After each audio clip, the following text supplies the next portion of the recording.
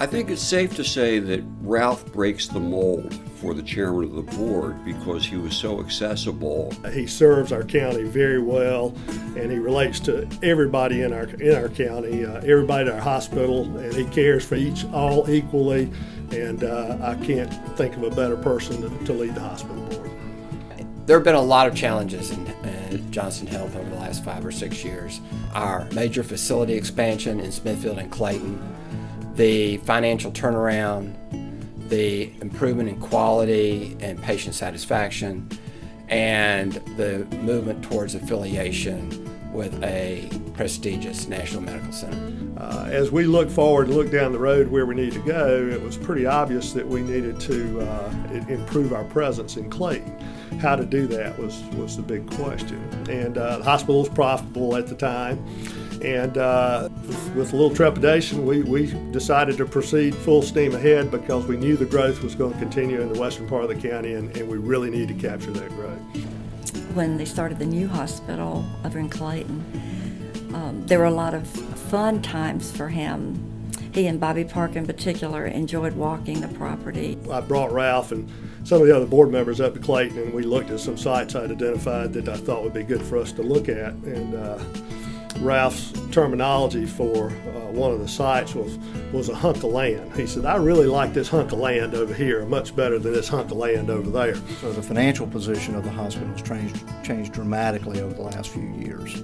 In 2009, the Great Recession hit, and nobody anticipated the Great Recession, and obviously had a huge impact on our hospital. So anyhow, 2009 was a pretty eventful year for us, and a lot of stress and strain, and we agonized and a lot of angst over how to proceed and so forth because we were on the hood. Ralph was able to sit in a meeting and listen to all sides before he would make up his mind, and then guide the group in the direction that he felt was best. Ralph was always steady and clear. He's a great people person. Ralph is just a very caring individual, and he cares deeply about our hospital. You know, I always think about the hospital as a big naval ship, and it takes a lot of horsepower to change direction. But first of all, you got to decide what direction you want to go in before you start, putting the motors all the way down. The hospital started turning around, the losses started dwindling, and in 2012, we made a profit for the first time since 2008. Ralph is very concerned about quality of care throughout the organization. And while he was chairman, we created the Hospital Quality Committee, which oversaw all the quality of not only the hospital staff, but the medical staff. And they set priorities for improvement and made sure that we followed through on those priorities. He believes that every person who's involved with the care of a patient is very important. Whether it's a volunteer or if it's a nurse, a nursing aide, he really feels strongly that everybody needs to work together to make it work.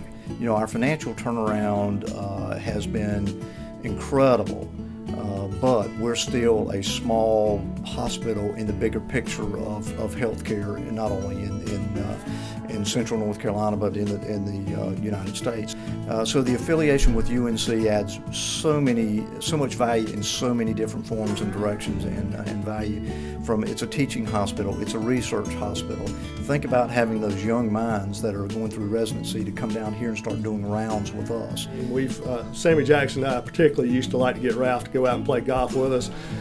His golfing is awful, but the companionship and the entertainment value was enormous. His dialect, his country, and his language is Four Oaks, so sometimes I need someone in the corner to say, what did he just say?